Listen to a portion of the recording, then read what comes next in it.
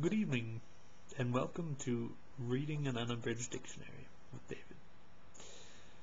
Today we're starting on page 1369 of the 1934 Webster's New International Unabridged Dictionary. So if you have yours, go ahead and open up to page 1369 and we'll get started. We'll start with Kneipe, which is some sort of slang from German universities, which is a drinking party of students. And then we've got Kneipism, also Kneipes or Kneipcure. Treatment of disease by forms of hydrotherapy. I should be spelling these. Kneipe is K-N-E-I-P-E, it's a noun, and in the plural it's Kneipen. And then Kneipism is K-N-E-I-P-P-I-S-M, a noun, which is a treatment of disease by forms of hydrotherapy as walking barefoot, so called from its originator, Sebastian Kneipe, a German priest. Knell, K-N-E-L-L. To clap, crack. Actually, that's akin to, that's in the etymology there. The knell is actually to ring, especially a toll of a bell. That's in the transitive sense. Also, to summon by, as, or by. To summon by, or as by. A knell. 3. To announce or proclaim by, or as by, a knell. In the intransitive sense, to ring, especially to toll at a death or funeral, to sound a knell, to give forth a sound like a knell. Knell, as a noun, the stroke or sound of a bell, especially when tolled at a funeral or at the death of a person, a death signal, a passing bell, hence a warning of or a sound indicating the passing of anything. The curfew tolls the knell of parting day. That's by T. Gray. Netch. This is K-N-E-T-C-H. To knock, or crush. Knez, or in the plural, knezes, or knezi. This is from the Russian, meaning prince or duke, a Slavic title. Nick. This is a verb in the transitive and intransitive sense. To snap or crack lightly. Knicker. This is K-N-I-C-K-E-R. A small ball of clay, baked hard and oiled, used as a marble. That's a U.S. usage. In the second sense, the primary definition is a game similar to duck on the rock, played in Suffolk, England. Also, the stone thrown by a player, or in the secondary sense, a button or disc as of lead used in a game like Chuck Farthing. That would make a good name, Chuck Farthing. Knickerbocker is K-N-I-C-K-E-R-B-O-C-K-E-R, a descendant of the old Dutch settlers of New York, more widely, any New Yorker. In the second sense, when it's not capitalized and is rarely in the singular, a style of short breeches fitting loosely and gathered at the knee, also by extension the whole costume of which these are a part. In the third sense, a linsey-woolsey fabric, having a rough knotted surface on the right side, used for women's dresses.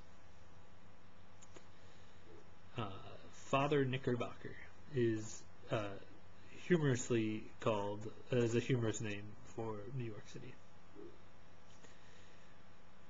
Knickerbockered is furnished with or clad in knickerbockers. Knickered, K-N-I-C-K-E-R-E-D, is knickerbockered. Knickers is short for knickerbockers, hence a type of women's undergarment similar to bloomers, but having its fullness confined in a band at the knee. Knick-knack, K-N-I-C-K, K-N-A-C-K. A petty trick or artifice. A trifle or toy, a small or trivial article, as of furniture, dress, etc., intended rather for ornament than for use. A gimcrack, a bauble, a gewgaw, G-E-W-G-A-W.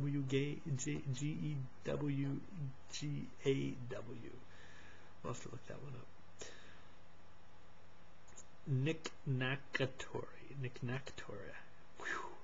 Knick-knackatory is K-N-I-C-K-K-N-A-C-K-A-T-O-R-Y, a repository or collection of knickknacks.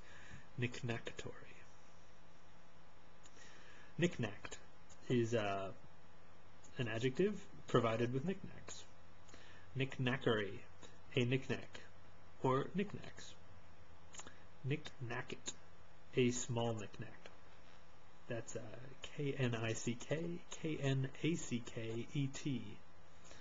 Knick-knacky is of, pertaining to, or devoted to knickknacks, also trifling. Knick-point, K-N-I-C-K-P-O-I-N-T, is a geological word, meaning a place in a stream bed where the general gradient changes. Knife, K-N-I-F-E, in the first sense. An instrument consisting, in its modern form, of a thin blade, usually of steel and having a sharp edge for cutting, fastened to a handle, a long, longitudinally edged instrument operated by pressure. Knives of many forms for different uses. See illustration. There's a nice illustration here. Specifically a table knife, usually of silver or steel, with a silver bone or pearl handle. There are 3 sizes of ordinary table knives: a dessert knife, breakfast knife, and dinner knife, the first being the smallest. Still smaller is the sharp-pointed fruit knife. There are several types of serving knives or servers, many with spatula-like blades. In the second sense, a weapon consisting of or resembling a knife. In the third sense, this is in the machining sense, a sharp cutting blade or tool in a machine, as in a hay cutter or a wood planing machine, or in a machine cutting out envelope blanks.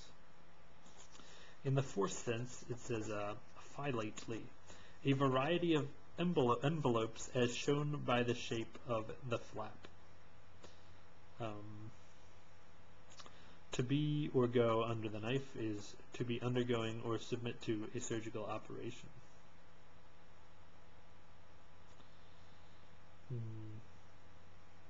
Knife, as a verb in the transitive sense, is to use a knife on, cut or stab with a knife, prune with a knife. If you're following along in your book, you'll now want to turn to page 1370.